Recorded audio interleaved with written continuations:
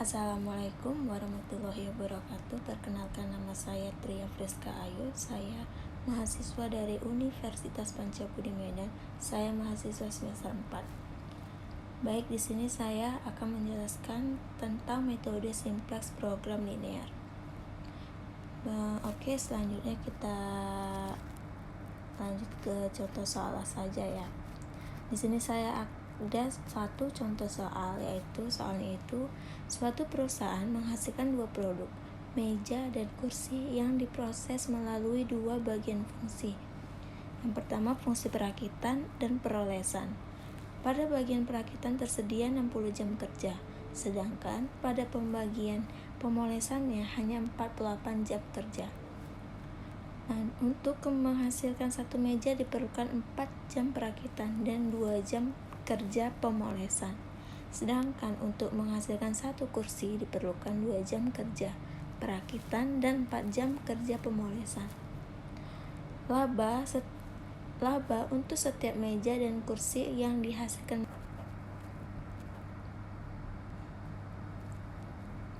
Nah, langkah-langkah selanjutnya kita harus membuat meja dan kursi ini menjadi simbol X1 dan X2 ya. Nah, kita lihat di sini tadi kita tahu bahwa untuk membuat satu meja, ini dia. Untuk membuat satu meja diperlukan 4 jam kerja perakitan dan 2 jam kerja pemolesan. Sedangkan untuk menghasilkan satu kursi diperlukan 2 jam kerja perakitan dan 4 jam pemolesan. Dengan total jam kerja yang tersedia masing-masing yaitu 60 jam kerja dan 48 jam kerja. Dengan laba unitnya masing-masing 80.000 dan 60.000. Selanjutnya di sini perumusan fungsi tujuan. Fungsi maksimum. Laba sama dengan Z. Z sama dengan yaitu 8x1 ditambah 6x2 dalam satuan 10.000. Perumusan fungsi kendala.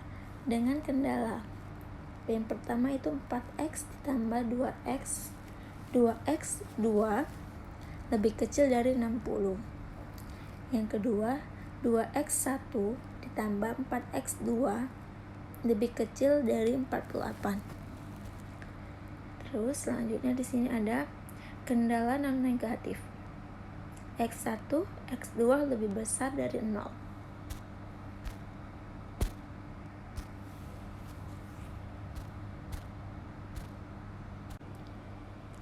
Lalu, bagaimana kita menentukan metode simplex? Yang pertama itu kita menentukan fungsi tujuan dan fungsi-fungsi kendala. Misalkan X1 sama dengan meja dan X2 sama dengan kursi. Fungsi tujuan Z sama dengan 8x1 ditambah 6x2 dan di sini fungsi kendalanya yaitu 4x1 ditambah 2x2 lebih kecil dari 60. 2x1 ditambah 4x2 lebih kecil dari 48. Dan yang kedua di sini kita mengubah fungsi tujuan dan fungsi kendala ke bentuk standar untuk kita bentuk ke standar simplexnya, yaitu Z dikurang 8x1 dikurang 6x2 sama dengan 0. 4x1 ditambah 2x2 ditambah x3 sama dengan 60. 2x1 ditambah 4x2 ditambah x4 sama dengan 48. Dengan x3 dan x4 adalah variabel Slang. Selanjutnya, yang ketiga, membuat tabel simplex awal. Yang pertama itu menentukan kolom kunci dan baris kunci sebagai dasar iterasi. Yang kedua, kolom kunci ditentukan oleh nilai Z yang paling kecil atau negatif. Yang ketiga itu baris kunci ditentukan berdasarkan nilai indeks terkecil. Cara menentukan indeksnya yaitu nilai kanan per kolom kunci. Dan yang keempat atau yang terakhir, menentukan nilai elemen sel, yaitu nilai perpotongan antara kolom kunci dan baris kunci. Nah, selanjutnya kita masukkan soal yang tadi itu ke dalam table simplex. Table simplex itu adalah variabel dasar yang untuk ke arah kolom atau bawah selalu kita tuliskan X1 dan X2. Selanjutnya di sini di sebelah variabel dasar yaitu ada Z, X1, X2, S1, S2, NK, dan indeks. Di bawah variabel dasar itu ada Z, S1, dan S2. Di samping Z itu ada 1, ada minus 8, minus 6, dan 0, 0, 0, 0 sampai indeks. Di S1 nya itu ada 0, 4, 2, 1, 0, 60, dan 15. Di S2 nya itu ada 0, 2, 4, 0, 1, 48, dan 24. Di sini kalian bisa lihat yang sudah saya buat panah-panahnya, mana kolom kunci, mana elemen sel, dan mana baris kuncinya. Oke, selanjutnya di sini melakukan iterasi dengan menentukan baris kunci baru dan baris-baris lainnya termasuk Z. Yang pertama, membuat baris kunci baru. Baris kunci baru baris sama dengan baris kunci lama dibagi elemen sel. Baris kunci baru X1 sama dengan 4, 2, 1, 0, dan 60 dibagi 4. X1 sama dengan 1, setengah, seperempat, 0, dan 15.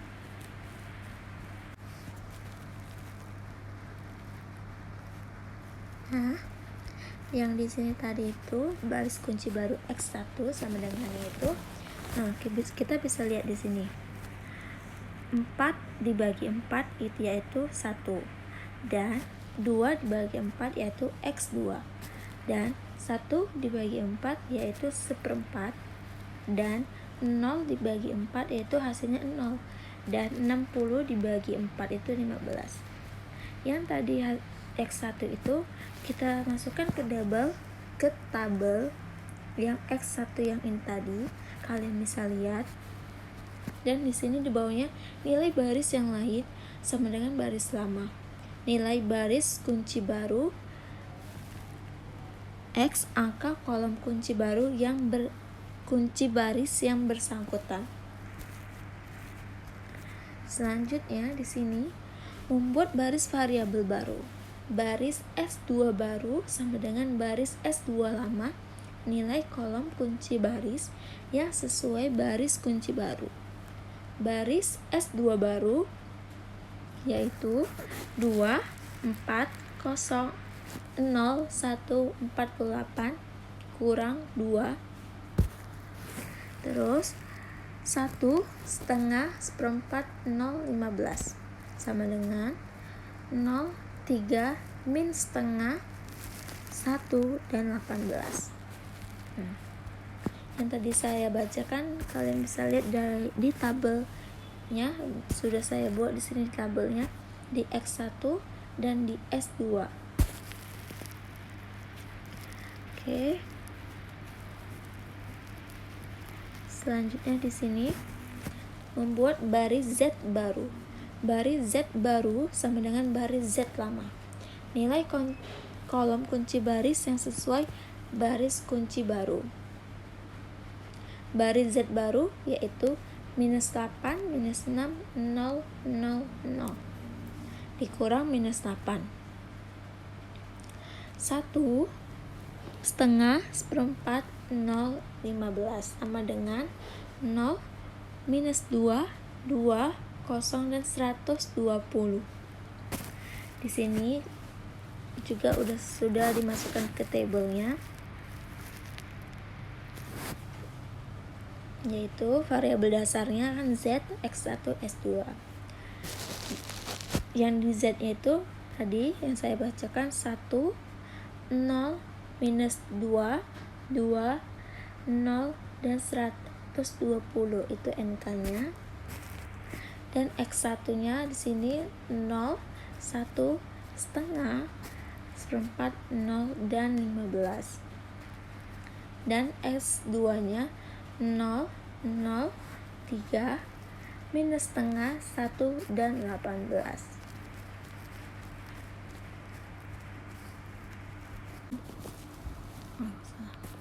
Nah, selanjutnya kita lakukan lagi ya, iterasi kembali sampai tidak ada nilai Z yang negatif. Kita lihat di sini, ternyata di nilai Z itu masih ada yang negatif, yaitu minus 2. Dan ternyata minus 2 itu sebagai yang terkecil ya. Dan kita cari lagi indeksnya. Nyata indeksnya itu kita dapatkan dengan membagi NK-nya 15 dibagi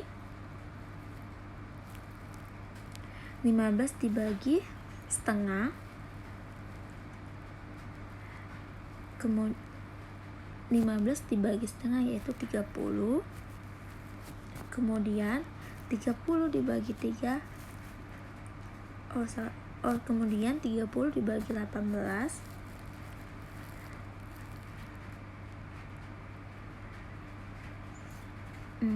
kemudian 18 ini dibagi 3 sama dengan 6.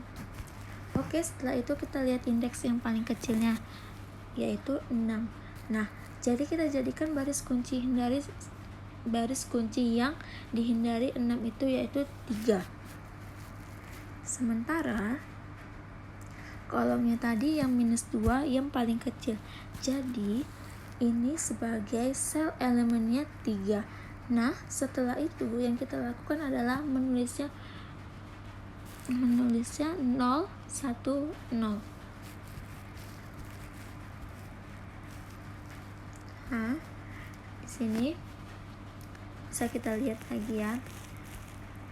Tabel simplex iterasi 1. Variabel dasarnya di bawah variabel dasarnya Z, X1, S2. Sini kita bisa lihat di Z-nya itu masih ada yang tetap negatif, yaitu yang paling terkecilnya itu minus 2, dan di sini indeksnya itu minus 60. Kenapa bisa minus 60? Karena 120 itu dibagi minus 2 yaitu minus 60. Dan selanjutnya di sini kita membuat baris kunci baru. Baris kunci baru X2 sama dengan 0, 3 minus setengah, 1, 18 dibagi 3. Oke, kita hasilkan di sini 0 dibagi 3 yaitu 0. 3 dibagi 3 yaitu 1, dan minus setengah dibagi 3 yaitu minus 1/6, dan 1 bagi 3 yaitu 1/3, dan 18 bagi 3 yaitu 6. Dan hasil X2 nya itu yang tadi saya bacakan 0, 1 minus 1/6, 1/3, dan 6. Jadi X2 nya tadi kita masukkan ke tabel X2 nya itu, yaitu X2 Z nya itu X2 nya 0, X1 X2 nya itu 0, X2 1, dan di sini ada select variabel. S1 nya itu minus 1/6, dan S2 nya 1/3, dan NK nya 6. Oke. Nah, selanjutnya di sini membuat baris Z baru. Baris Z baru sama dengan 0 minus 2, 2, 0, 120 dikurang minus 2,